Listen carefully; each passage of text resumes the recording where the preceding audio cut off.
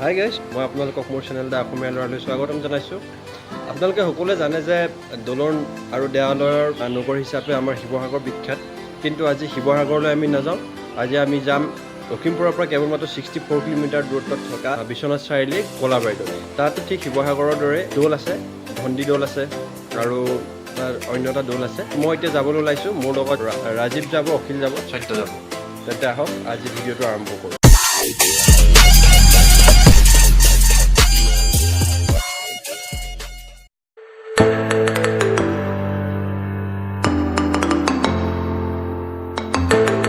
কেইবাটাও প্ৰচলিত কাহিনী এই কলাবাৰীৰ নামটোৰ লগত জড়িত হৈ আছে।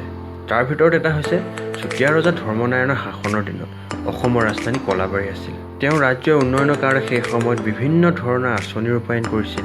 সেই আঁচনিসমূহ নিৰ্দিষ্ট সময়ৰ ভিতৰত শেষ হোৱাৰ বাবে এই ঠাইৰ মানুহৰ কাম আৰু কলাত ৰজা যথেষ্ট সুখী হয় আৰু সেয়েহে তেওঁ এই ঠাইৰ নাম কলাপূৰ্ণ গ্ৰাম বা কলাগ্ৰাম ৰাখে। পিছত সময়ৰ সোঁতত এই নাম কলাবাৰী হৈ গ'ল।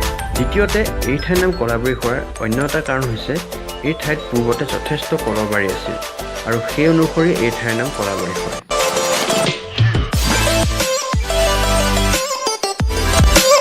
আমি আহি কলাবাৰীৰ বৰাচুকৰ বাসুদেৱ দৌল পালোহি। এই দৌলটোৰ নাম অনুসৰি এই ঠাইডোখৰৰ নাম দ'লগুৰি বুলি কোৱা হয়।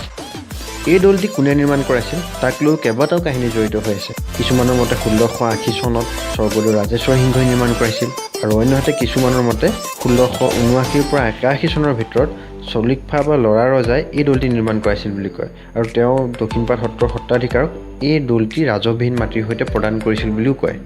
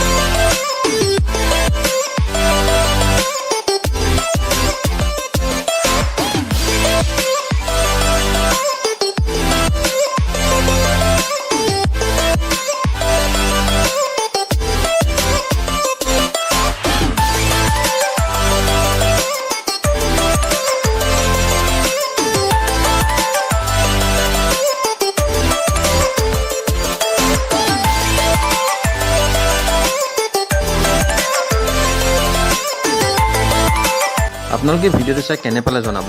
লগতে এই দৌলটো চাবলৈ আপোনালোক কেতিয়াকৈ আহিব সেইটো কমেণ্ট কৰি জনাব। গতিকে আজিলৈ ভিডিঅ'টো ইমানতে সামৰণি মাৰিছোঁ। ধন্যবাদ। যদি আপোনালোকৰ ভিডিঅ'টো চাই ভাল লাগিল তেন্তে অসমীয়া ল'ৰা চেনেলটো লাইক, ছাবস্ক্ৰাইব আৰু কমেণ্ট কৰিবলৈ নাপাহৰিব। লগতে নতুন আপডেটৰ বাবে এই বেল আইকনটো বজাবলৈ নাপাহৰিব।